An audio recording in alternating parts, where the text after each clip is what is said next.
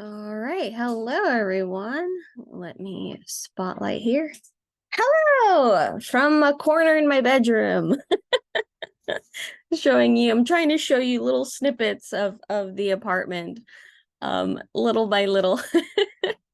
Hello, everyone. Good morning, good afternoon, good evening, depending where you're tuning in from. Welcome to the Urban Garden series. Today is a Q&A. So I am here to answer questions. Yeah, and so feel free to drop them in the chat if you'd like. Let me see here. Let me open up my chat. But yeah, I hope everyone is having a good June so far. Here in New York City, we've been getting bombarded by that wildfire smoke. So it was, really bad at one point. I was genuinely, scared not only for our health, but of course the wildlife and the plants around here, our trees. It was really, really bad, and um, so yeah, that was a little scary, and I ended up having to go to the pulmonologist. Um, yeah, and so an update on that. I went to the pulmonologist. I got new meds. I went to do an allergy test. I mean, I already know I'm allergic to the world, but I had another allergy test done, and it turned out that I'm very hypersensitive. So I'm gonna have to start immunotherapy. Um, so not looking forward to that. It looks like it might end up being shots every week. So so yeah, it's been a hell of a week on our side here. Hey Julia. Julia might come out. I left a little door open for her in case she wanted to come out. You might be able to hear Tilly in the background, very little chips, but she's very scared. So I wanted to introduce her to you because we actually went to pick her up on Saturday, but she's really terrified right now. So I've been letting her kind of warm up to her cage. So I will introduce her when she's, on camera, when she's a little bit more calmed down, because right now she's like bouncing off the edges of the cage. But Julia might come out. Hi, Mama. You want to come out? Yeah, I left her little side door open, so she might pop out. She's just looking over to me and letting me pet her, but oh no, Suzanne, I'm so sorry to hear about your surgery. Oh my gosh. Oh, oh, good, Synth. Thank you. I'm not afraid of needles. I mean, I've had tattoos and and things like that, but just the thought of having to go every week just was kind of like, oh, okay. Um, whoops, I froze. But yeah, it's just a little daunting to think about. But thank you so much um for the reassurance. Yeah, I hope it's helping you. Yeah, I didn't that's great. That is great. And funny enough, we Ryan and I, my husband, we saw a group of friends over the weekend, and one of them, it turned out he got immunotherapy when he was younger, and now he can just like live his life and not have any allergies. And I'm literally allergic to most food, most foods, and yeah, and a lot of like environmental allergies. So yeah. Yeah, um, Suzanne, yeah, that they said that there might be home options and things like that. So yeah, it's a little update on here, but I'm so sorry, Suzanne, about your surgery. That's yeah. But yes, I am, and I'm hoping you're recovering quickly. Um, yeah, I am glad that I'm finally getting more answers as to why why I feel that the way I feel. Um, Oh, so Holly is saying that she's having a hard time remembering plant names to identify them outside. Yes.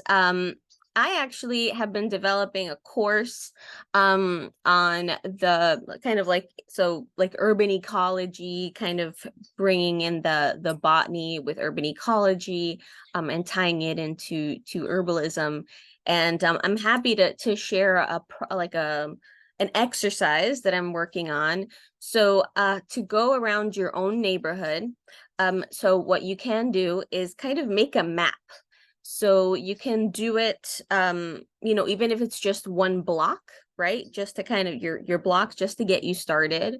So you're going to kind of draw your house in the middle, and then try to draw basically like all the tree pits that might be outside, or maybe a certain plant that you're really interested in.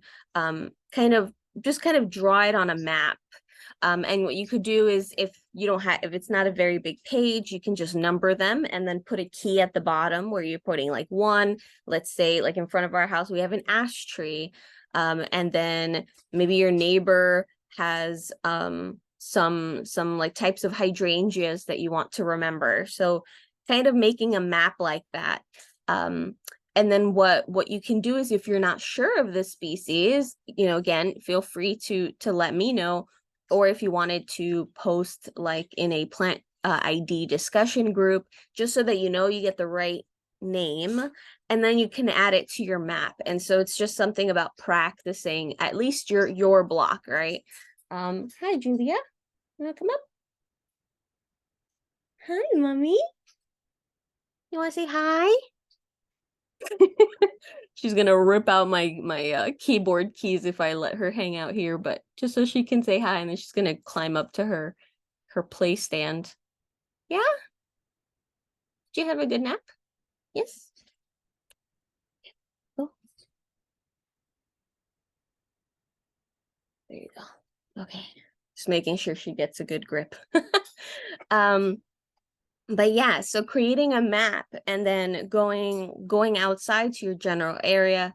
What I'm hoping to do in the future is, as I take on some students, I want to do some videos. I kind of want to go visit folks' neighborhoods and kind of do a walk around with them, for those that are based here in NYC, and like do a couple of those so I can record them, and then have some examples, right, of how you can kind of create your map and start to get to know the plants around you. But you can keep kind of flashcards ready. You can have a note on your phone. So there's definitely ways that you can kind of keep them on hand, if you want to practice those names. But I really think having like a map and doing it just depending on what area. I mean, I feel like your block might be a great way to start, but maybe there is like a little garden right by your house where somebody has several types of plants that you really, really want to get to know. That would be an option as well. So yeah, I hope that would be helpful, because that's a great way to practice, because then you can test yourself. So it's like, what was number one, ash tree. All right, cool. Just kind of practice yourself. And then you can use the botanical names. So I would say first, maybe try the common names so that it kind of sticks. And then you can start using the scientific names, and kind of layer it into that learning there. Yeah, I hope that helps. And another thing that's really great to add is families. So maybe certain plants that are on your block might be related. So you might have like a Kentucky coffee tree and a honey locust. And so they're both in the Fabaceae family. So they're both in the pea family. And so you can kind of look for characteristics that might look similar. So when you see the flowers, or when you see the fruit, when they develop, you'll see these long like pods. They kind of look like string beans. Kentucky coffee tree have about 3 seeds, so they're much stumpier, but they do look like a really fat string bean. And then you can also do that. That's Tilly. You can probably hear Tilly. But yeah, so I hope that's helpful. I hope that's helpful. So I'm hoping to have the first module done pretty soon. And yeah, I'm gonna invite folks from from the series, who watch the series, that are on the newsletter for the series, that if they'd like to take kind of the beta version of the course, of course it's for free, you know, to kind of test it out and see if they'd like it, and then give me feedback. So things that I could change, maybe additions I could make, things like that. So coming soon. Let's see. Connie, what is your preferred mixture for terrarium soil in order for you to do like for layer terrariums? Rocks on the bottom, sphagnum, moss in the middle, soil on the top. Do you add additional rocks to the top? That's a great question, Connie. So with terrariums, if I'm doing a layered terrarium, so this is where it's going to be its own sustainable kind of ecosystem. So the first layer on the bottom is a layer of some type of drainage. So it would be either leca usually. So you should get porous kind of material. That's definitely what you want to go for. I wouldn't recommend going for like regular rocks. I think like a porous type of material like leca is the best to go all the way at the base. Next, I would put, so there are filters. So they're basically like little pieces of screen that you can buy. I would really recommend taking, there's some that you can buy like by the roll kind of, and you can cut it to fit your terrarium. So if it's a circle or it's a smaller square, so you can actually cut it to size, and then you can place it right on top of that drainage layer. Then I would add a layer of the horticultural charcoal. I think I might have horticultural charcoal behind me. I might have what I'm talking about behind me. Hold on one second. I'm removing, I have here my my little things that I use for watering. But here we go. So behind me, I have my cart here. It's a rolling cart where I keep all of my kind of mixtures and stuff. And then here there's more mixture, but then I have some extra pots and saucers behind me. But I think I do have, no, this is worm castings.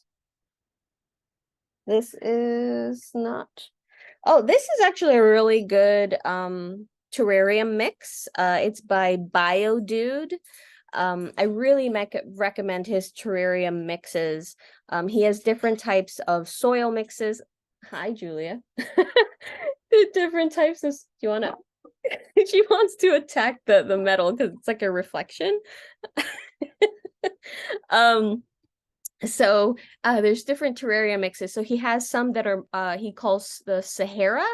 It's like Saharan or Sahara, which is a mixture that you want to kind of dry really quickly. So if you're adding anything that might prefer not to be like completely soaked all the time. And then he has like a tropical one where it will hold on to a little bit more moisture. His terrarium mixes are great. So I use them for my tanks. So where I have my frogs and my geckos, I use his mixes. Wonderful. So that's like a great soil mix. But here we go. Activated charcoal. That's BioDude, like DUDE. Yeah, BioDude. Okay. And now Okay. he's available on Amazon. He used to just do solely through his shipping. So the shipping definitely took it out of me. So it was like $20 or something of shipping.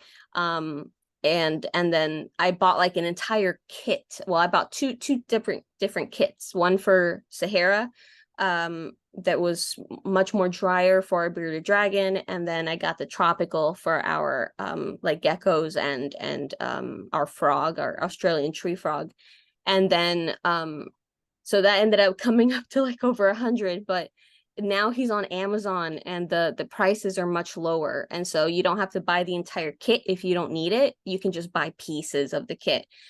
So that's great. He also does like a top for those of you who might want to set up a terrarium with actual like isopods, like you're trying to create the ecosystem, he also does sell like the dried leaves that you put on the top layer that will break down and kind of add nutrients back into the soil and things like that. It's amazing. BioDude is awesome.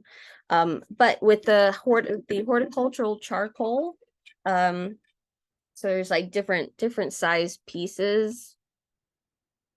But then I would put, so you would put a drainage layer, some mesh, kind of like a screen, then a mixture, like just kind of like not, you don't have to go heavy on it, just like just a little bit of horticultural charcoal.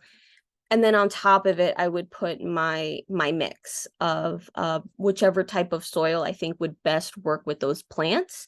So if you are trying to go for more of um a a mix that would retain a lot more water, so it's something that is gonna like wet feet, you can definitely mix sphagnum moss into the mix. So you can you're kind of like really mixing it in so that there's going to be pockets where it might be a little bit more drier and pockets where the sphagnum moss will soak up the water and it'll stay wet for a longer period of time. If it's going to be some plants that are probably not going to appreciate having a lot of moisture locked in for a longer period of time, I would avoid adding the extra sphagnum. But yeah, like we had done some different types of, what was it, some jewel orchids and some things like that when we first set up the terrarium, and our the crickets went to town. So I've decided that moving forward on the tanks that I have that were fully planted, I had to remove the plants because we feed our our pets like crickets and things like that. So we're actually we're upgrading my frog's terrarium, because when we got him, he was this big and now he's like this big. So he definitely needs to move out of his tank into a bigger tank. So I'm maybe next weekend or the weekend after that, that'll be the project. But I think I'm going to be removing him from the tank to feed him like in a little critter carrier, so that I'm not putting crickets in there that would be munching on the plants. Because I'd really like to go back to having the planted terrariums. So I think I'm gonna have to like take the animals out to feed them so I don't have to put the insects in there, just have the cleanup crew. So if you do set up a terrarium, I would recommend some dwarf isopods, maybe some springtails in there at the very least, because that's going to be your cleanup crew. So if you have a leaf that falls and starts to rot, that could very quickly start to get mold, and then that spreads through the entire tank and it's just a nightmare. So having a cleanup crew already established in there, that's going to work great, because then they'll just kind of eat any fallen leaves, anything that's actively rotting. They're cleaning it up, and they're not going to bother anything that's living tissue. So your living plants, they're not going to bug them at all. It's their job is just decomposers. So they're great. For those of you who might be interested in like just a terrarium just to keep extra moisture in, I do have this one set up here on my side here. And this is it's a Pelia, it's an aquamarine. I'm trying to remember if it's aquamarina. It's overgrown, it's growing now. I think I'm about to have to remove it from in here. But what I did here is, this is a mix of lava rock. There's some crushed leca, poultry grit, and horticultural charcoal. And so what I do is I just fill it about halfway, so the water isn't higher, about halfway. And then when I water this guy, I take it out, but I put it back in, and it really locks in that moisture, so you can see the condensation. And this has been blowing up. So when I got this, it was just above, it was like that big. And it has been doing really, really great. It was not doing um awesome when I brought it home. After a couple days, I was losing like big sections, and so I said, okay, I know these guys appreciate a little bit more moisture, so I keep trying to rotate the little terrarium. But yeah, it's been growing, so I think it's about to outgrow this, so I'll have to put it in something else. This usually cascades down, but now it's it's growing up this way. And I don't lock it. I was just kind of keeping it kind of loose. And if I see that the condensation is a lot, I'll kind of leave it open like this so that some of that extra humidity can escape. But yeah, you can set them up too, just to add a little extra humidity help to the plants. I definitely do that. Oh, and Do I the springtails and the isopods help with with the fungus gnats? yes. Oh Oh, yes, absolutely. And so yes, so that that's is my biggest problem with terrariums is fungus gnats. No matter it. how careful I am, they still come. Exactly. Because that's you're creating the perfect environment for them. So it's Hmm, hmm. very nice and humid. There's no predators. And so yes, they will definitely take over. And then every time you open your terrarium, you're gonna have fungus gnats flying out. And then the larvae will attack um so younger plants. So they might not affect like an established plant with a good root system, but if you're putting in any small young plants like seedlings or things like that in your terrarium, they will often go after young roots because it's kind of they're supple, right? So it's just easy food, especially if the mold hasn't like actively been growing in your tank yet, so there's no other food source. They will go after young roots. So with these springtails and the isopods, so the isopods help by breaking down more so things on the surface, so broken like pieces of leaf, anything like that. And then the springtails are kind of working on that surface and just below the surface level, and they're eating any sign of mold. So any sign of mold, they're also eating anything that's being broken down. And so what happens is they're basically competing for the same food source that the fungus gnats are trying to take advantage of. So the larvae, they just won't be able to, there's just no food if the springtails are kind of beating them to it. So it's definitely very, very helpful. Yeah, so that is great. Yeah, and I found just that layer of extra leaves on top of for my terrariums. I feel that that's also been really helpful because it gives places for the isopods and the springtails to hide. um and yeah, I have since they've like really established themselves, it's kind of like a little trial period where the isopods and the springtails are starting to reproduce. So it's like when you first add them in, it takes a couple weeks until they become like the dominant species in there. So at first you might see some fungus gnats and then you just won't. And so it's great. And now that it's getting warmer, I know that folks are sending out isopods and springtails again. So they do really well during shipping. I would say try your local pet shops because now a lot of pet shops are starting to carry them. So you wouldn't have to undergo any like shipping or pay for extra shipping fees. So a lot of pet stores like Petco, um, they carry like isopods and springtails as well. So yeah, so it can be very helpful for for that reason. So Yeah, even like thank you.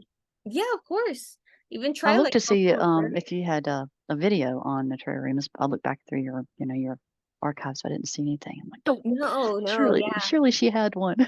Maybe Yeah, she did one. I have to I never finished editing it. I had a video where I set up a planted terrarium, and I did like with our GoPro, um And then I have to, yeah, I have to, that's a great reminder because I need to finish editing that. Our GoPro kept heating up and turning off. And so then I had to keep stopping it and filming it. And so I had only edited like the first part of it and I was getting frustrated. And so that, but that would be really good content for, oop, there we go. Yeah, but that would be really good content for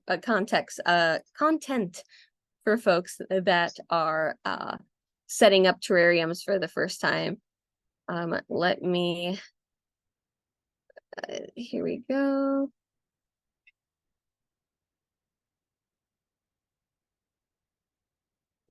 Oh yeah, Suzanne, so that you're not allergic to cats or plants. Yes. So with cats, I'm not allergic to their fur. I can grab my cats and put them in my face and kiss them, and that's totally fine. But it's their saliva. So I'm allergic to a protein in their saliva. And so two of my cats are really big lickers. So if they do lick my hands or if I'm sleeping and I wake up to lick some of my face, I will get like a little welt for about like 15-20 minutes or so. So it's pretty, yeah. But with dogs, yeah, I have a pretty bad time with dogs. And with plants, so it looks like apparently I'm allergic to the pollen of certain types of trees and certain types of plants, but I never in the spring I'm not sneezy.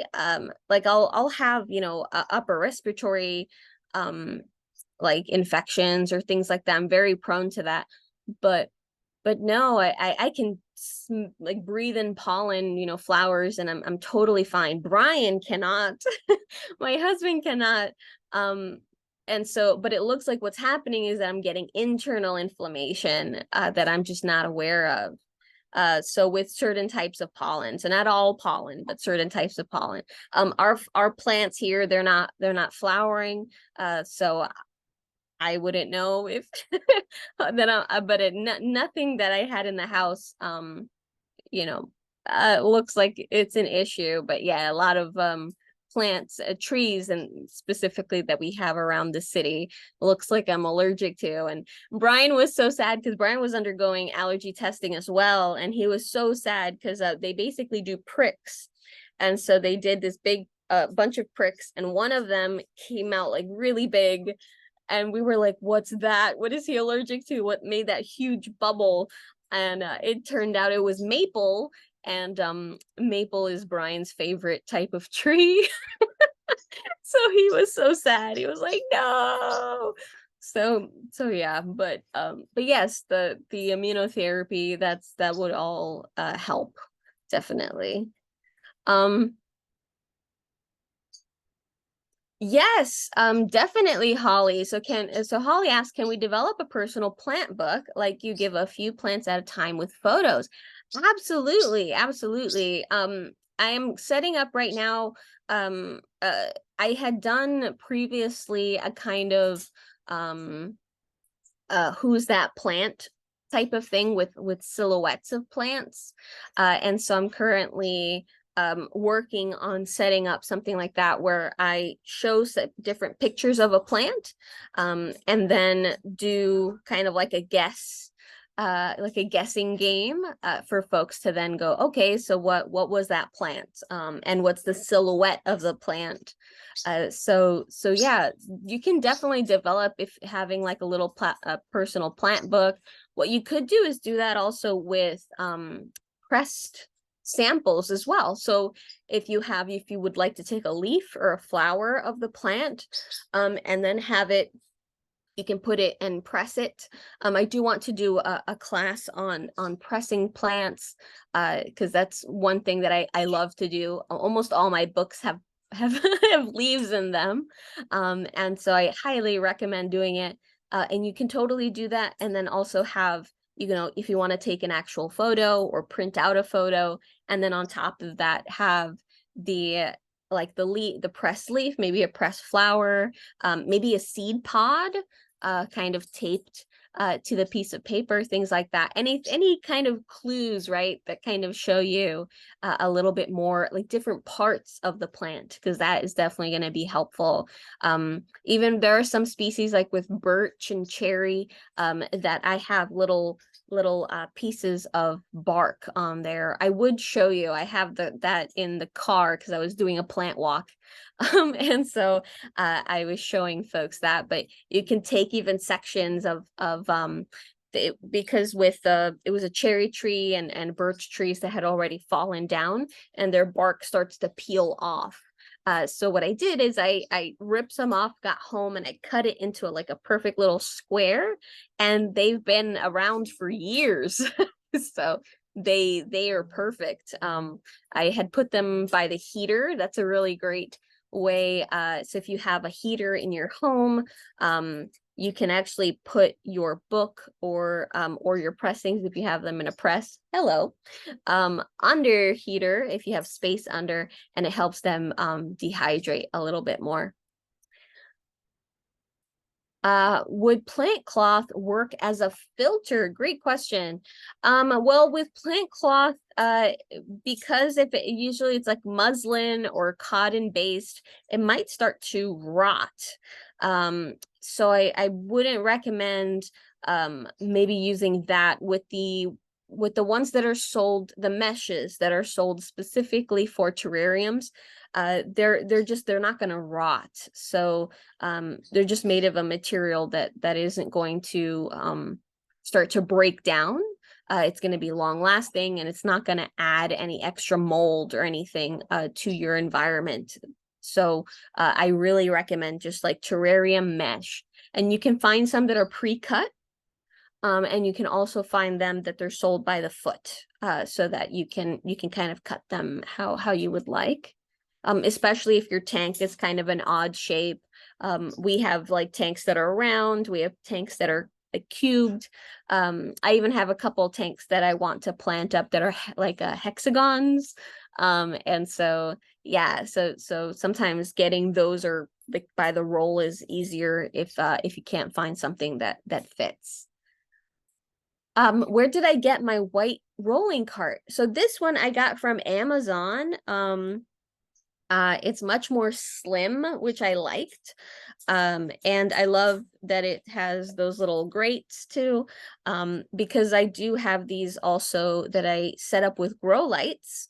I have some in our office, and I set them up with grow lights, and then I can have plants, and it's easy for me to move the plants around. But yeah, so I really like these. This was from Amazon. And yeah, they fit those these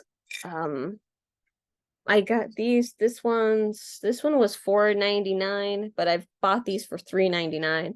And then the smaller ones are like $1.99. So I get these, and I get, oh, what did I drop? Oh. I get these, and I get the half size, and yeah. So these work really great. It's a really thick glass. I get these. What else? What other versions do I have?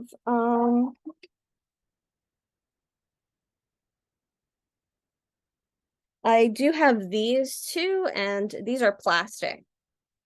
So so if you prefer plastic, that works too. But these are about the same size as those, and so they fit perfectly. So I can do 2 rows. So I can put 2 right next to each other. So this is all poultry grit. This is all crushed granite. And I love adding this to my succulent mixes. It's so good. It's so good. I also like putting just a little bit on top under like the petals, not the petals, I'm sorry, the leaves of certain succulents, not fully covered because I don't want to lock in the moisture, but just around like the plant itself. Especially if it only has like a little bit of a stem before the roots are there, because I don't want the bottom part of the plant to touch the wet soil and rot. So I'll put a little bit around there. That works just great. But for succulent mixes, it's great. Oh, I just wanted to show you this guy because it's putting out new leaves. But this is a jeweled orchid. This is a Macoides, and it's putting out a new leaf there. I love these leaves. This one is a darker form, but you can find them much lighter with like a lime green lines and things like that. But these, it looks like little lightning strikes. Oh, looks like the cleaning truck. But yeah, I absolutely love these. And when they get fresh leaves, they come in like that, very kind of rolled up. And so this one is actually in a mix of sphagnum with some succulent mix. This is how the seller had it. And I just once a week I plop it into water, bottom water it, it gets fully soaked, and then that's it. And then I leave it alone for another week or so. And yeah, it's been doing really, really great. Some bright indirect light. So this southeastern light, bright indirect light right here. So it's not getting completely burnt. But the humidity in here is really high. So it's 62% right now. So usually it's in like the low 50s, between like 51, 53. But right now it's 63 because it's pretty humid outside. So yeah, so we have that in there. Um, and this is my giant, so this was so much bigger. So this is my dragon fruit. It's like a octopus. It was so much bigger. It was actually coming out past my window. It was growing that way, it was growing upwards, it was growing downwards, and it was just a nightmare for me to try to like even take care of the plants around it. um and so I ended up just cutting it, and then I found mealy bugs on the new growth, and I said nope. I just chopped it off, and then I cut a bunch of sections off. So I had them callousing, so they're going to be ready for me to start putting them into pots soon. So I don't know if I want to separate this one. I took this big chunk off. So I might separate these out. I just love how it starts to spiral. But I took big chunks of this off. I already gave a friend of mine some pieces, but I have a bunch of pieces, and yeah, I'm gonna start rooting these. So they've been like this for a couple weeks. So I'm gonna start rooting them. I just haven't made a decision if I want to if I want to like break this up more yet, or if I might leave the piece like this. But yeah, definitely gonna root these up. Just need to figure out if I'm gonna make more pieces, more cuttings out of this one.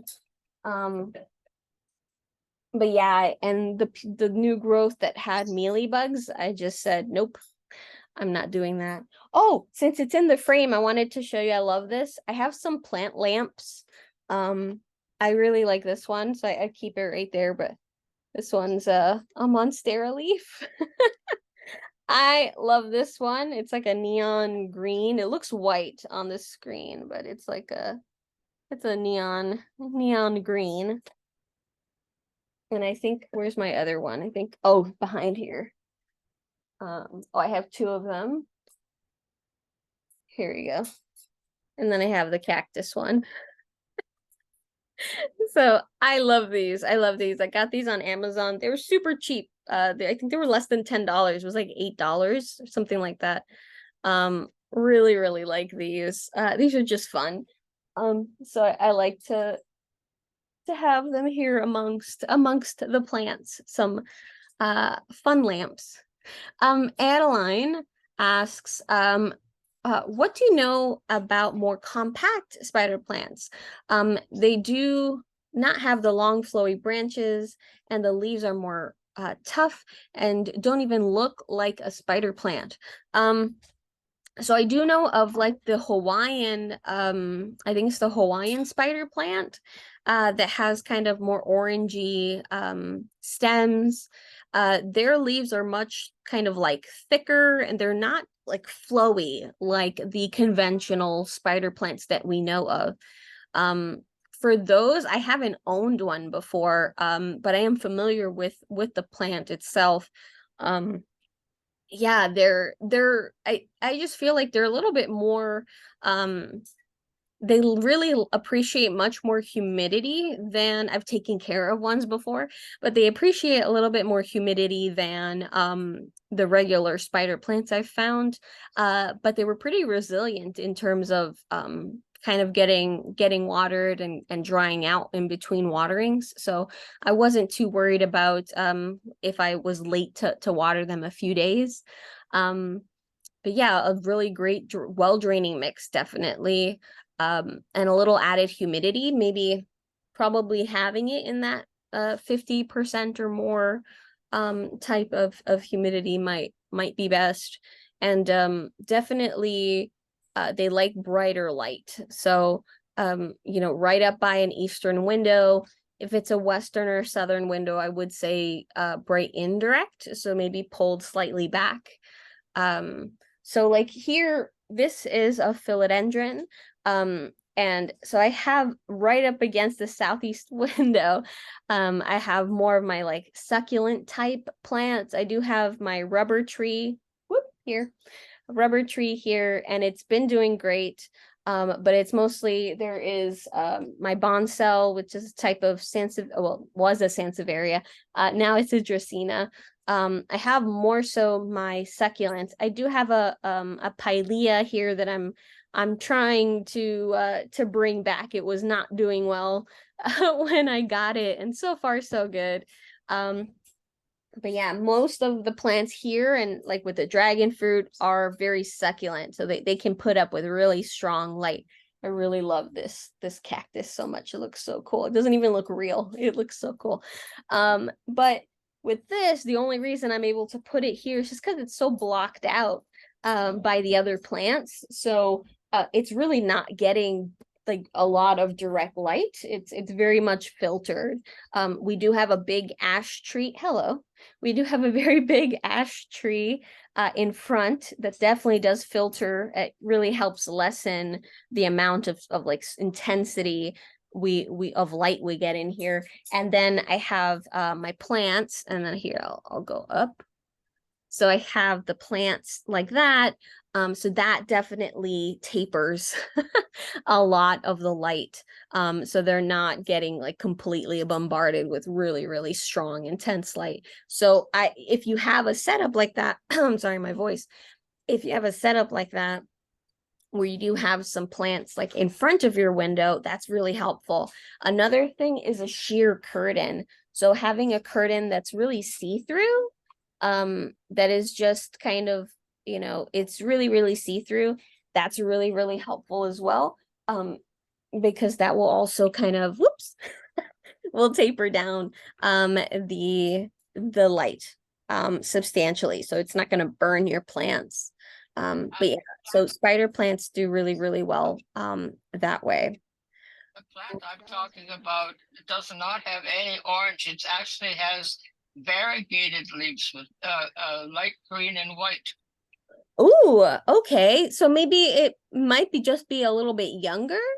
Um, I don't know. It almost looks like the leaves of a what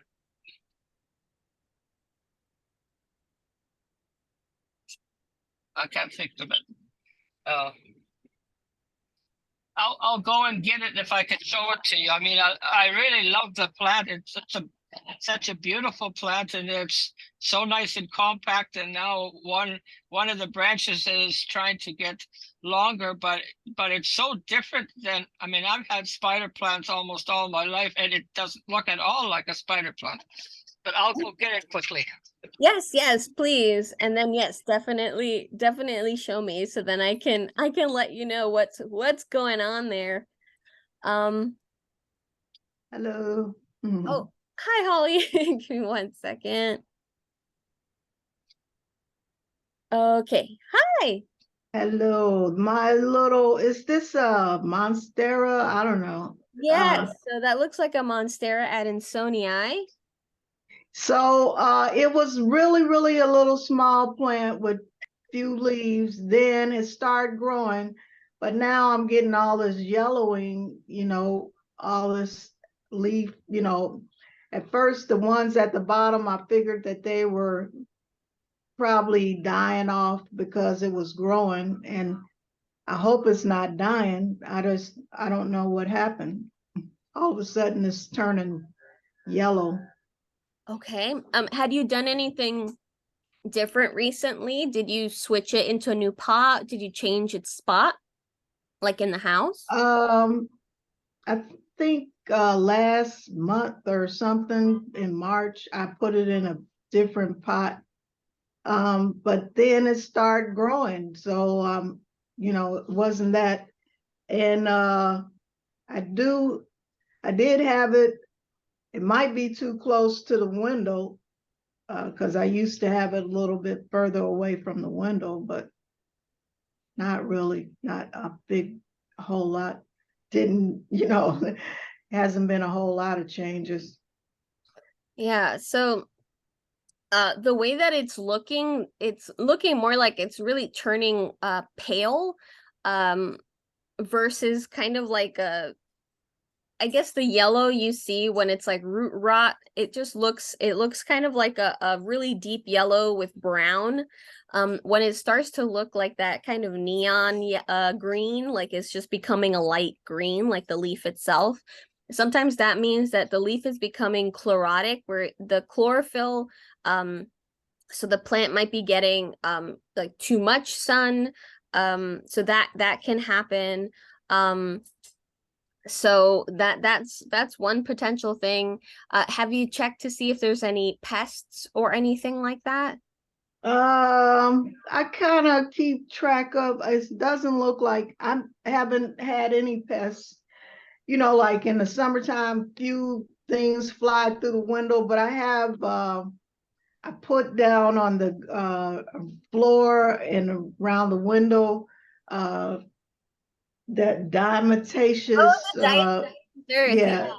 And also I put uh, what's this stuff? It's some white. Anyway, I'll find out and tell you. But I think it was over by that window right where you see the light is back here. And at first, it wasn't that close to the window, so it might be just sitting too close to. But a lot of times that window, the blinds are closed, so I didn't think it was getting that much sun, but that could be, sounds like what you're saying. Could Yeah, be. it could be it. Because with Monstera adansonii, so they very much like bright indirect light. So they usually don't like to be right up against a window, unless, I mean, eastern light might be okay, but if it's stronger than that, even with the blinds closed, they'll still get in the wild. Oh, They're usually on trees, they're under the canopies, they're kind of getting filtered light. They're not getting like full on straight light. Um, so I would try to pull it away. Now with the leaves that are currently yellow, so they might just be on their way out, unfortunately. But I would say try to, yeah, either move it towards back where it was or pull it away from the current light source.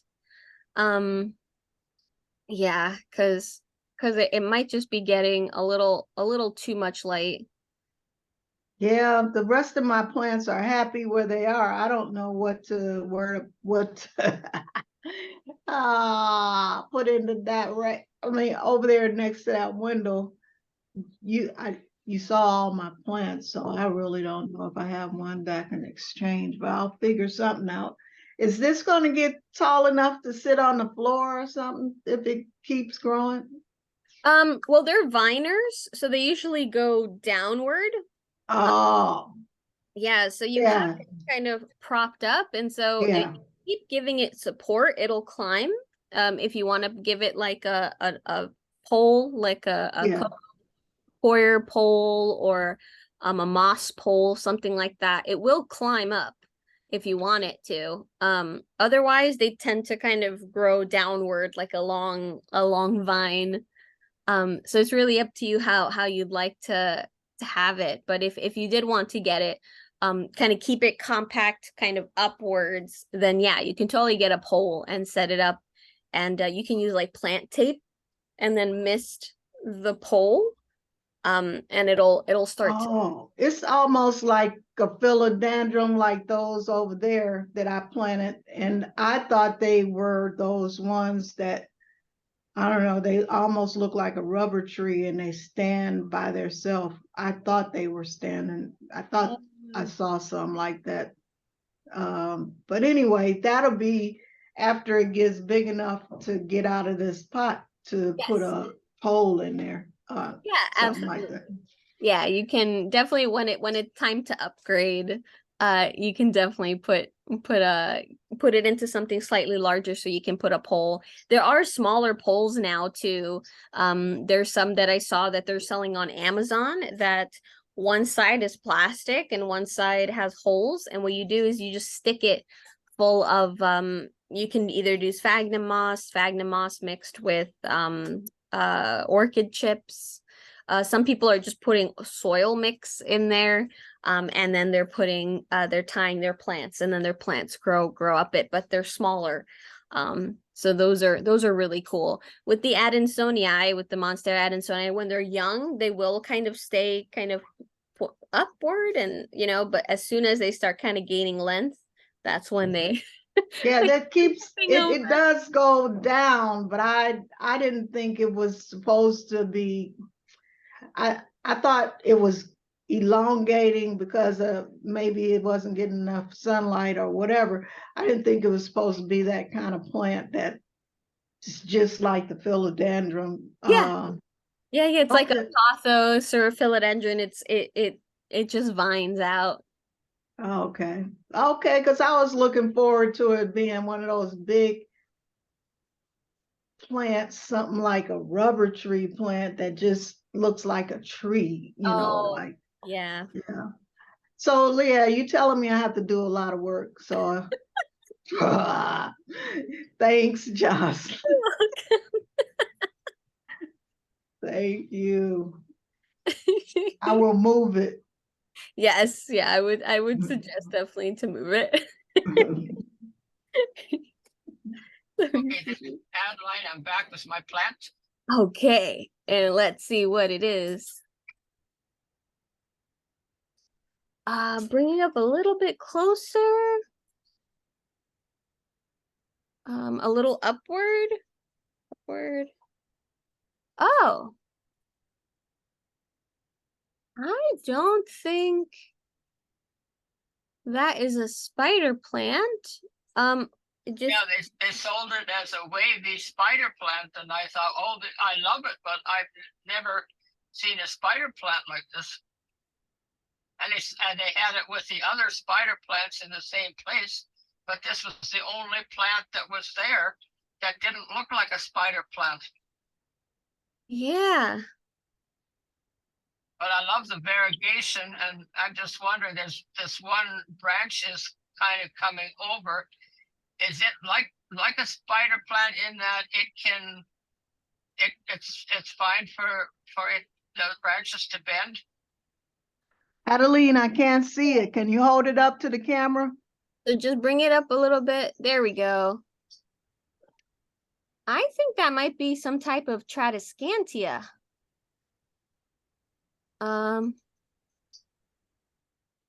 Yeah, I think that might be some type of Tradescantia, so it might have been mislabeled. Let Yeah. me pull up here.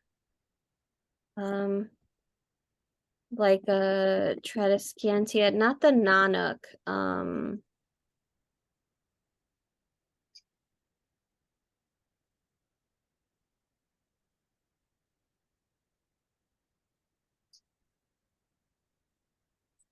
Here we go.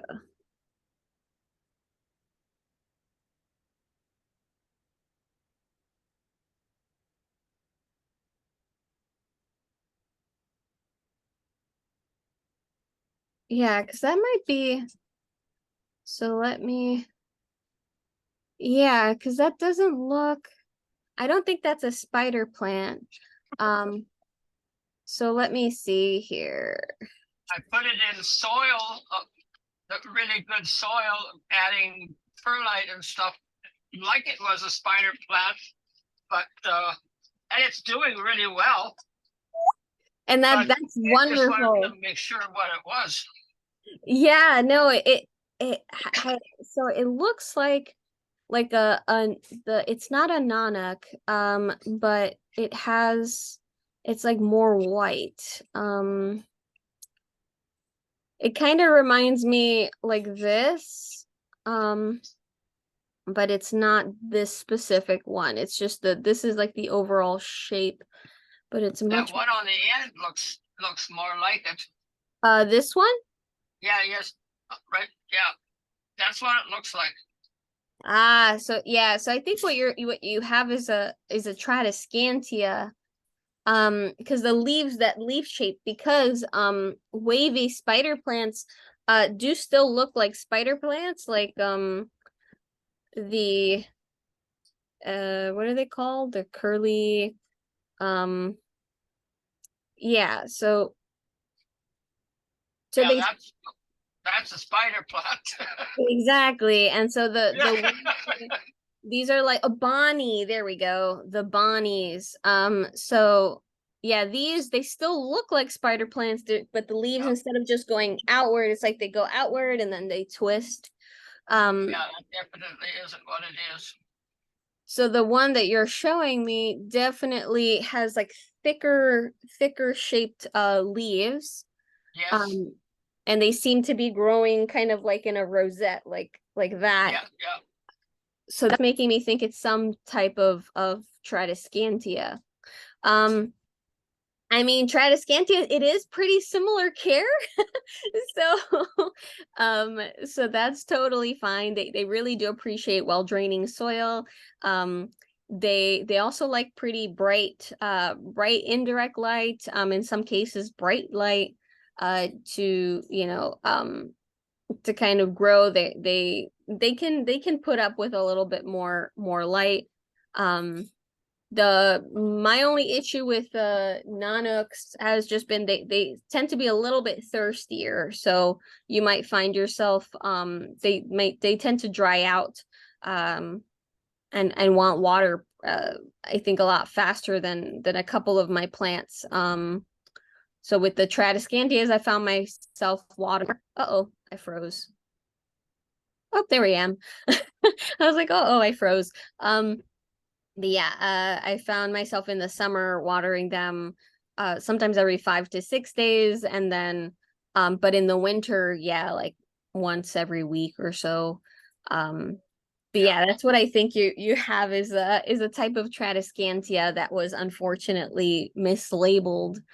Um, this And does tend so, to happen in the nurseries when they're packing them and up. so the soil that I would have done, is that okay? Because it seems to be growing well. Yeah, yeah. If you made a mix for a spider plant, they definitely like well draining soil. Yeah, So that should work fine for the Nanook. They definitely don't want to be in like a mud, in any type of yeah, soil that's gonna retain water for long periods of time and doesn't have any of that extra aeration in there. So yeah, a spider plant mix would definitely work for this guy.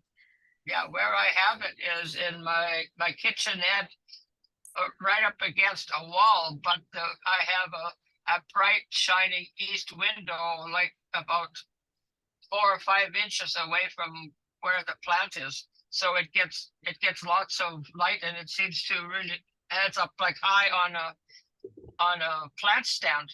So it seems to be doing really nice. So, and that leaf or that branch that's going over, they do that too. They're kind of wavy, and they can hang over the pot. Oh yes, definitely. So they will grow. Hello, Julia. They will grow long enough where they will start to trail. And so they will start to kind of let me see if I can find a better picture to show that, like, they will start to grow outward and start to cascade, definitely. Yeah. Yeah, they're a really cool looking plant. I have a neighbor here who plants them. He actually puts them right outside of his home. He puts them out in pots throughout the summer, and they can take the summer here. And he has there's a cottonwood tree over the house, so it doesn't get that straight light, but it's like bright ambient light, and it does so great. They're such beautiful plants. So if I wanted to propagate it, could I just cut off like part of that really long branch? Absolutely. So they're in the spiderwort family. Super easy to propagate. Oh yeah, super easy to propagate. So you can just cut the part with the stem. You can just even put it right back into the same pot. They root really readily, or if you'd like, you can try water. So you can root them in water as well.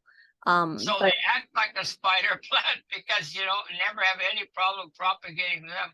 no. So you propagate them pretty similarly. Yeah, exactly. Oh, yeah. So Okay, thank you very much. I you're mean, very I've been welcome. treating it like a spider plant, but I have been watering it, I think, between about 7 or 8 days. It's been doing really well. So perfect. But Yeah. if it gets really hot sun, I can certainly see that it might need it about every 5 days.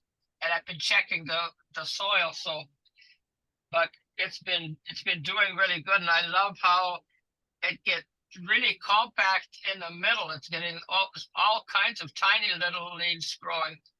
So maybe that if I cut that long branch, it would also produce more. It could definitely. It could. Yeah. Yeah, definitely. They make really great like basket plants. So Yeah. they grow really well that way. And yeah, they'll spread. They have with their stems, and anything you accidentally break off a branch, like a section, you can literally plop it right back in. Julia, she's trying to get to the computer, and I'm Yeah. not letting her, so she's Boy, it sure sounds like a spider plant. yeah. Very similar. Yeah. Okay. Thank you very much. Oh, you're very welcome. Julia, I'm gonna have to put you in. You can't bite the computer, Mama. I was trying to move the laptop slightly away from her because her little beak, she was reaching over for my shift button, and now she's getting angry and she's wanting to get to the computer, but you can't, Mama. I'm gonna have to put you back. You can't attack the computer. There you go. Yes. Go back. Oh. Are you gonna go back in? Here we go. Come on, Julia. Come on, Mama. Come on. Go. 2 seconds. Just trying to corral her back into her cage because now she's having fun outside, so she doesn't want to go back in. Oh, there we go. And almost in. Come on. Watch your toes. Watch your toes. Watch your toes. Come on. There you go. There we go. Okay. Well, I'm sorry. You could have fun outside if you didn't attack the computer. She's just staring at me like, what? But it's not a toy, unfortunately. I just got her a bunch of new toys because I didn't want her to feel excluded with the new bird coming home. And she's been going to town on them already. But I guess my computer keyboard still looks like a feasible toy for her. So let's see. Gabby, I know you order ladybugs for your plants. If I found a ladybug outside in the wild and brought it in, would it be safe for my plant? Also, are ladybugs good for succulents? You can absolutely bring in wild ladybugs. Oh, absolutely. You can totally do that. They aren't going to harm your plants, so they won't eat any plants. They will eat anything on your plants, though, so it's totally safe to bring them indoors if you'd like. I like in the summer, we get lacewings, green lacewings. We do get green lacewing larvae, but sometimes they get into our building and I see them like hanging out by the light in our hallway, and so I bring out my net and I and I catch them, and then I release them in the house, and then I'll see eggs appearing on the plants. So that's great. You can totally do that. And yeah, they'll eat if you have any aphids, mealy bugs. Ladybugs are great for that. For succulents, oh, I think I froze. There we go.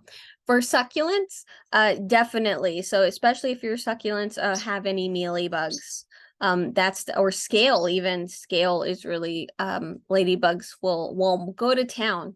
So that's totally fine. So don't worry, they won't harm your plant. They're just interested in the bugs that are on your plants. That's their primary food source. So you can absolutely do that. Suzanne, oh no, fresh cut grasses and corn pollen are a problem for me. Oh, I'm so sorry. Yeah, no, I totally feel you. I'm allergic to corn in general, so it's yeah, it's us folks with allergies. Oh, it's so yeah, it is such a thing to deal with. Um especially when you're allergic to things that are found very readily, right? So a lot of like corn oil and things like that. So things, especially just they're in so many different types of foods and snacks and things. It's yeah, very frustrating. George, can you talk about growing dragon fruit indoors? Are they on grow lights? Great question. So these guys are not on grow lights right now, not during the late spring into the summer. They're completely just getting regular light. In the winter, though, I do set up a grow light. I actually have it off to the side here. I do set up this grow light that's full spectrum. And I do set it up for the plants here because while they do still get a nice amount of light, because the ash tree is deciduous, it loses all its leaves in the winter, so we still get a nice amount of light in here. It's definitely not as strong, and so since we do have a lot of succulents, they do need a little extra help. So I do have that grow light that I clip onto the cart, and I have it kind of helping out the plants a little bit, but I only run it for about 4 to 6 hours. And then, you know, if there's any extra light, because the days are much shorter, but any extra light, they kind of get that from the window. But yes, I do give them supplemental light during the winter.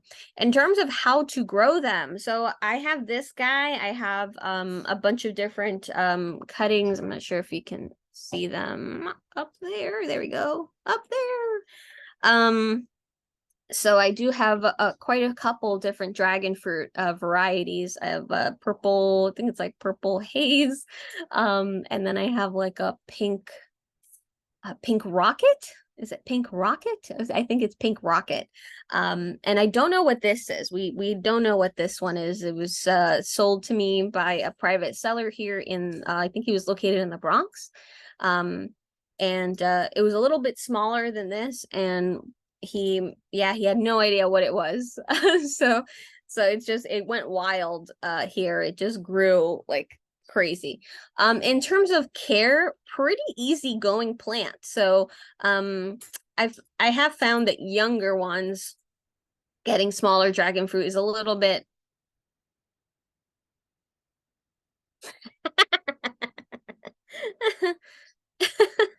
sorry, I froze and it was really funny. Sorry.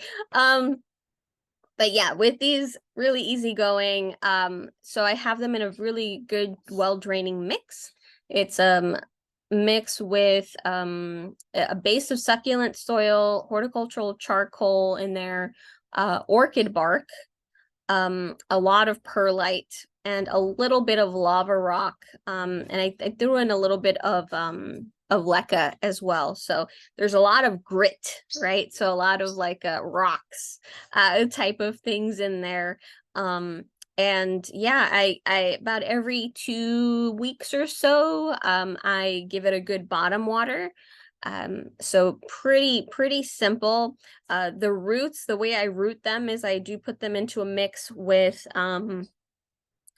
I put soil, like the soil mix that I use on the bottom, and on the top I put a very thin layer of perlite. And then I put the sections on top, and then I wet the very bottom. So basically the soil, I leave the perlite pretty dry, and then I put the chunks when I do the cuttings, and then that stimulates them to start to put out the roots, and it goes through the perlite into the soil mix. And I've had a lot of success with that, with growing it that way. But yeah, they're such easygoing plants. I highly recommend them. They're so interesting. I mean, they're pretty big right now, but nowhere as big as they need to be to start flowering for me and giving me fruit. I hope one day I might try to, this is going to be maybe it probably has like maybe another summer in this pot. So I'm thinking next year I'm probably going to end up having to upgrade it. And oh, there we go. And when I do upgrade it, I think I will have to stake it. So I will have to put like poles or something for it to climb up, because it definitely wants that. So it has been putting out like aerial roots and things like that. It wants to climb. So in the wild, they climb. In Costa Rica, I saw so many growing on the trees, and it was super cool to see. So I know I have to give it something to climb, and that's probably would get big enough where it could potentially give me fruits, but I would probably have to give it a lot more light. So I would probably have to have a grow light there set up full time. I'd have to probably move the cart, set this up, give it something to grow on, have it with its grow light. I'm not sure why my internet's being weird today, so my apologies. Don't know why. Yeah, I'm on the 5G. I don't I don't know why. There we go. I have no idea. Let me see. Connie, yes, absolutely. So Connie asks, would you mind making the plant spreadsheet available as a link on the Facebook group? It will not allow me to edit access when I scan the barcode. Sure, absolutely. It is on the Facebook, but it should allow for editing. So I'll make sure to go over those permissions again and double check that it is available, because it should be open for anyone to edit. So yeah, thank you for letting me know, because then because yeah, absolutely, I want everybody to add in there. For folks that don't know, if you missed it, I created a spreadsheet where you can put your contact details, whichever details you prefer. If you'd prefer just to kind of put your Facebook profile, that's totally fine. And what you can do is put basically plants that you're looking for. So maybe some cuttings that you'd like, if anyone has, that they could share with you, and then you put up the cuttings you have available. Now they can be cuttings, and they can also be established plants. So if you know whatever size, so that folks can kind of see yeah, if they want to swap. And I put an area to put the region, so what country you're in, and what and any cities and things like that, so that we know, we know from the beginning whether or not it would be possible to swap, right? Because we know we can't swap, let's say, with someone based in Canada, or if we're based here in the States. So I put that little column in there so that we can see if we can connect and share plants. So definitely I will do that right after we get off, to make sure that folks can edit so that they can add to that sheet. Tanya, my parlor palm got sunburned and 70% of the foliage turned crispy. I'm so sorry. I was going to trash it, but the roots looked great. I removed the crispy parts and repotted it into a smaller pot. Will it recover? Any suggestions? It absolutely should recover. I'm gonna put you up here. Oh, oh, yes, it will recover. Yeah. It totally can recover. Oh, Yeah, I think this is like my first or second plant ever, so I'm really sad about that. And I put it in this window here, and this is a south facing window, but there's a building 10 feet away. I'm in the city, and it's been in this window for a couple years, but it got burnt this time. I don't think it helps that my kitten likes to eat it either, but yeah, I think that's why. So when I was gonna throw it away, I saw there was like one new little, I think it's new, I can hard to tell between the ones I cut and a new one that's coming in. But will it like reproduce little I don't know what you call it, because it's lots of little plants, right? yeah. So the fronds, yeah. Right. It totally can put out more. So we have a huge bamboo palm, and Yeah. it had gotten thrips, and I cut it all down except for one leaf. And it's a slow process because it takes a while for the frond to come out and then to open up, and you have to have patience, but eventually, yes, ours, like I literally cut it back to one thing, and Okay. it has 3 with 2 new ones coming in. Yeah. So it has like, so it can come back definitely. So you did right cutting back the crispy bits, and now it's just kind of patience, and yeah, definitely pull it back from the light. Yeah, I'm not sure I'm not sure it's been very intense. The sun has been super intense. I have because I do consulting, and I've had a lot of folks that their roses are getting burned, and things like that. Like the sun is just like much more intense. And I don't know if it has to do with our recent, issues with smoke and stuff. Is it making it somehow, you know what I mean? If Mm-hmm.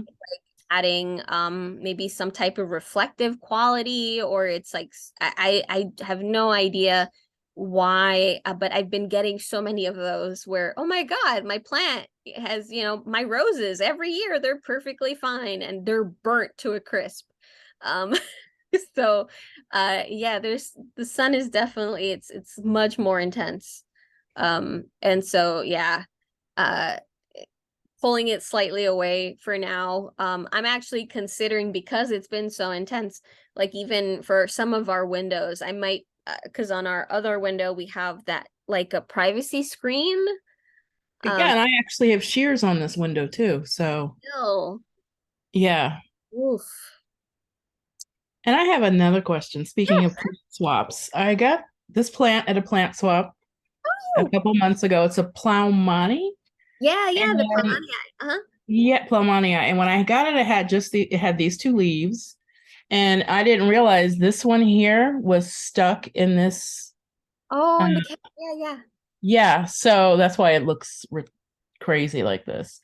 But I know it's a crawler, right? So I don't know how I'm supposed to like repot this or pot this in general, because it's a cutting.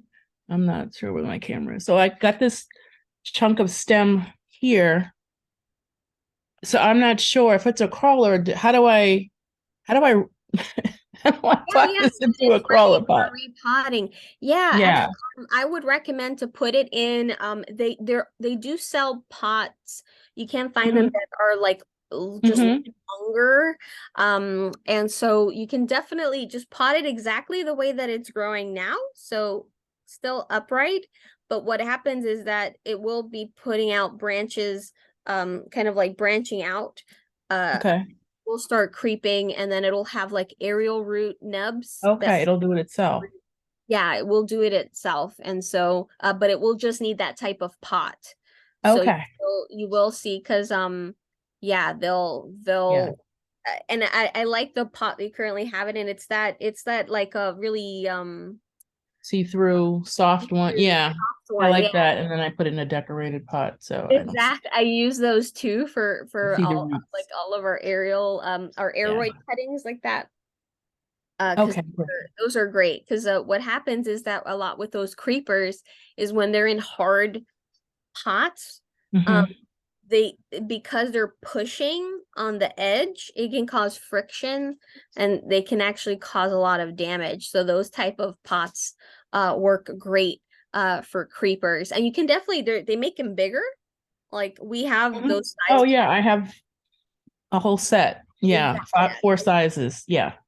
You could absolutely kind of keep moving it up, and then Okay. eventually when it does get large enough that it will start having those larger branches, it will just do it naturally. Then you can put it into like a longer pot because it That was will. my other question. So, like, if I were to get a rectangular pot now, do I fill the whole thing with soil? Is that gonna, or just block it off so it doesn't get the soil gets root rot and gets too wet, and then it gets root rot. So I wasn't sure about that either. Yeah, so if you end up putting it into something like that, that would be a lot of soil that would hold Mhm. a lot of water, and yeah, that would cause potential root rot. Okay, Whoops. There we go. Oh, you frozen again. if you do Okay. put it into once it does get let's say a stem that does have aerial roots and it kind of wants to creep, you could do like a side by side type of thing where you put one down, so then you're Oh, right. and then when it starts to get more established roots, you're like, okay, this is ready. You can kind of cut away the pot and kind of move it into the larger pot. So you could totally do that too. Okay. It's that point. I can give you, I just wanted to show you a quick plan update. I know I told you about, because they were talking about rubber trees. Uh-huh. Remember I had that rubber tree that I got a year ago, last May, and I said I thought it was artificial because it didn't do anything. I chopped the top of it off, and that's the top, which I rooted in water and it started growing. So I put it in the pot next to it. And since it branched and it's put out all these leaves. And this was in March.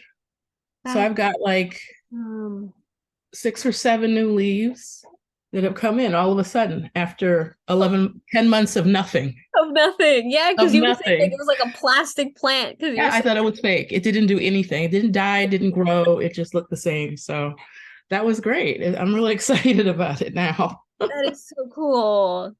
Yeah. Yeah, the Thank you. you're very welcome. They're such gorgeous trees. I just Yeah. the glossiness of the leaves, like they're just such Yeah. beautiful It's plants. really pretty now. It's so cool. You're welcome.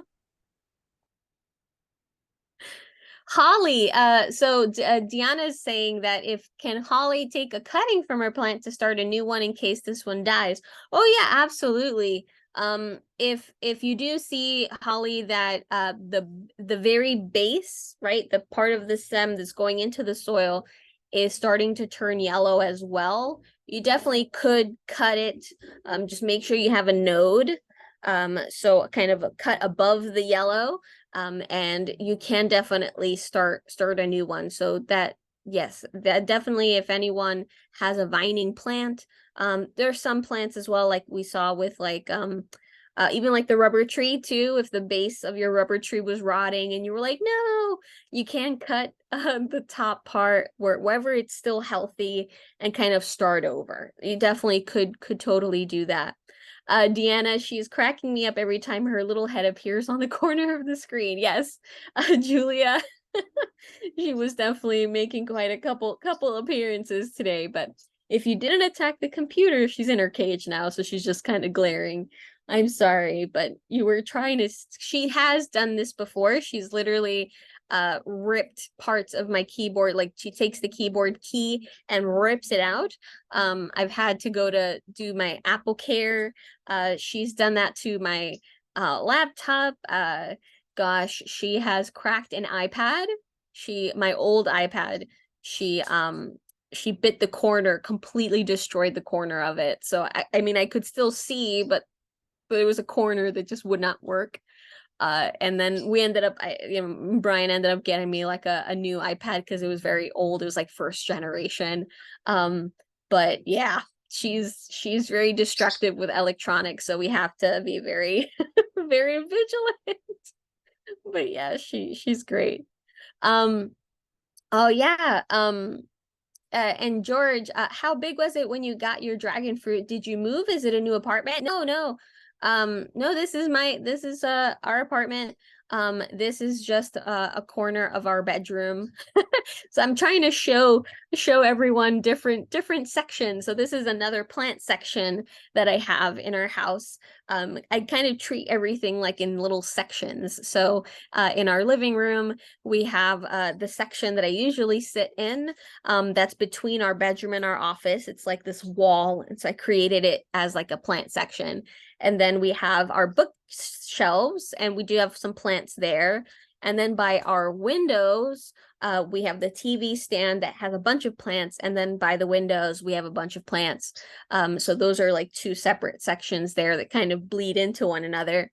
And then this is one section of our plants in our bedroom. So in our bedroom, I think we have just under 100. It's in the 90s. We have some like 90 something plants in here. Yeah, and then in the living room, I know that in the area where I usually sit, that's right behind me, we have a little over 50, I think 51 or 52. And then with the rest of the plants in the living room, yeah, there's about 100 in there. And then in our kitchen, I think there's about 60 or 70. And then Brian has his. So we currently, and then we have some in the bathroom. So we currently have a little over 300 plants. So currently, how big was it when I got it? Oh yeah, sure. When I got this guy, it was, so there, you can see some of the growth. So, this was new. So this whole section was new. This was new. This is new. These were new. So it was basically, it was like this long one up to here. It was, so it had like some, these are old. This is old. This was here. This was original. Yeah, and then it got all of these extra growths, and then it got a lot bigger. So it was a lot bigger. So but when we originally got it, yeah, it was slightly smaller than it is now. So it has grown a lot of extra sections. Like these extra sections here, as you can see how it grows, kind of grows like this little a little notch, like a little stem, and then it puts out another growth. So this was a monster. I'll see if I can, I think I took video. But yeah, it was growing this way, and it started growing up this way, and it was having roots and things that were going up. Yeah, it was pretty substantial. And then I was just like, all right, I can't handle it. And the new growth has very tiny needles. So every time I was like trying to move it so that I could water the plants, I was getting stabbed by a bunch of little needles. And that's when I realized that some of the new growth had mealybugs. And I was like, nope, I am not having that. And so I decided to cut back away some of that new growth. And then I cut it down. So I cut sections, and I gave some pieces away, and this is what I have left. But yeah, so this got a little out of hand. Like, as you can see, it's very kind of like an octopus. It just kind of expands outward. So it was a little bit of a nightmare, a logistical nightmare, and I've tamed it down a little bit. So it's still a little crazy, but nowhere near what it yeah, nowhere near where it was. Holly, I have iNaturalist on my phone, but I don't think it's user friendly. Oh yeah.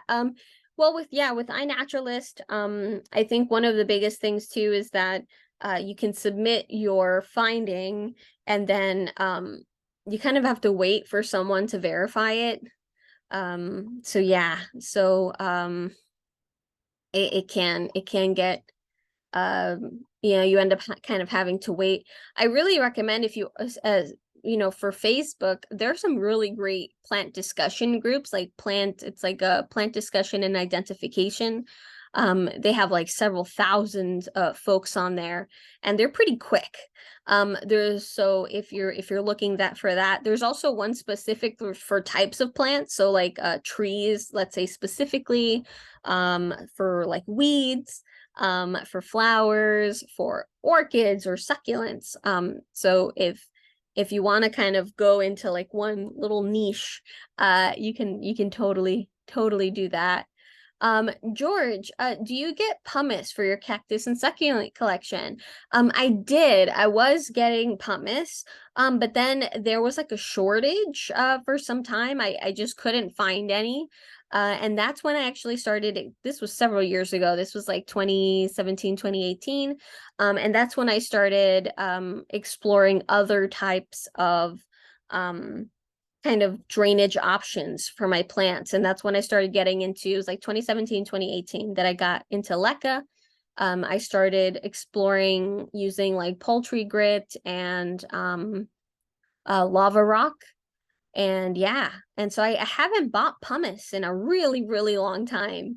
But I did initially use pumice and perlite, and I would mix that in with my succulent soil mixes. I would kind of add to it as an aggregate. But yeah, no, I haven't used pumice in a while. Holly, I have diatomaceous earth and boric acid on the floor. I have a neem tea that sits until it turns bad, so I don't notice any bugs or diseases on my plants. Oh, spreadsheet. I don't use Facebook. Okay, so what I'll do, so the spreadsheet is on Google. It's a Google sheet. What I'll do is I'll attach it to the email that I send out, so that folks who don't have Facebook can definitely access it. And yeah, no, that's great with the diatomaceous earth. That's great. And the boric acid, that's definitely great for any types of like pest issues. Yeah, and the neem tea, I've never heard of using neem tea, so that's pretty interesting. I want to get my hands on some neem leaves. So apparently neem leaves were very commonly used. You would press them in your books, and that would keep away any types of pests that eat books. So there are certain types of like little beetles and larvae, like moth larvae, like what are they called? Not detritus. I'm trying to remember the name of the beetle. It's like a carpet beetle, but I'm trying to dermestid. I think it's dermestid beetle. But yeah, there are different types of like larvae and beetle that particularly are very fond of old books. And so what folks would do is they would put neem leaves in their books, and this would ward them off. So super, super cool. Suzanne, thanks so much for joining. Thanks so much. Synth, is Julia an African gray? Yes, she's an African gray parrot. She is very much. Yes, so Julia, I don't know if let's see. She'll probably Julia. She's probably good. She was just she's like, you put me back. So she has a play stand on the top. She has a huge stand on the side. She has a whole playground, and then she has a little stand that we wheel around the house. So she's just sad right now because I had to put her back because she was just trying to go for my laptop. Usually my laptop's not in our bedroom, so it's fine. I can let her out and I don't have to worry. But since I'm here now, she's like, ooh, something to chew on. And all right, Holly, my donkey ears must have died of root rot. I should have left it in a smaller pot. Oh no, I'm so sorry, Holly. Oh, yes, Synth, yes. An African gray parrot.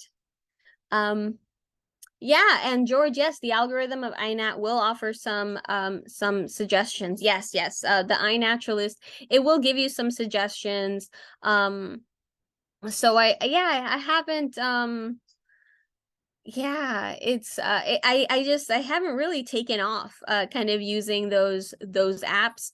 I do use them when I'm doing classes with with students that I work, because I partner with NYCH2O, and so they do use a lot of iNaturalist as well as the Mycological Society. And when I'm oops, when I do educational outreach for other groups.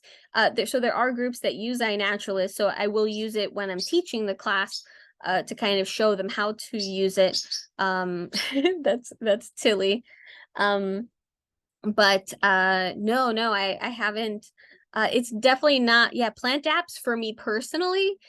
Yeah, they're not something that I've come to use. One thing I did, find really nifty though, is for the iPhone, that now when you take a picture of a plant, you can swipe up and it'll say plant, look up, and then it can give you some suggestions as to what plant that might be, which is really cool for, like, if I find a flower that I'm not familiar with or something like that. It's pretty good. Jamie, I put iNaturalist on my phone. I took a photo of a known ponytail palm to test. After about 4 months, someone identified it wrong. Oh no. Yeah. Holly, I purchased some neem chunks. It's a different plant man on YouTube suggested how to use it. Yeah, I've never heard of neem chunks. Now I need to look into neem chunks because that's pretty neat. I am familiar with like mosquito dunks, I think it's called. But never neem chunks. So I definitely want to try that. And Jamie, it was funny when Julia went for the computer because her beak was so close. It looked giant, like you were being attacked in a horror movie. Yes, yes, with the perspective, definitely. But yeah, I have to put like some Jaws music, like dun dun dun. um yeah, we're this summer we're hoping to train her to be on a harness. So she's never been on a harness before. So we're getting her a harness, and I saw one that has like a shark fin on it, and she's gray, and I thought that would be really fun. So I'll see if it was sold out when I looked at it, but I'm gonna try to grab it, like set like a reminder or something so that I can make sure to get one, because I feel like that would be really hilarious. But yeah, I'd love to get her harness trained. I also got a harness for Tilly as well. And so that she can yeah, so that she can kind of, learn as well. I'm gonna see, maybe I can grab her real quick, and that's how I'll leave off. So I'm gonna try to grab her. So give me 2 seconds, and then let's see. So let's see. 1 second.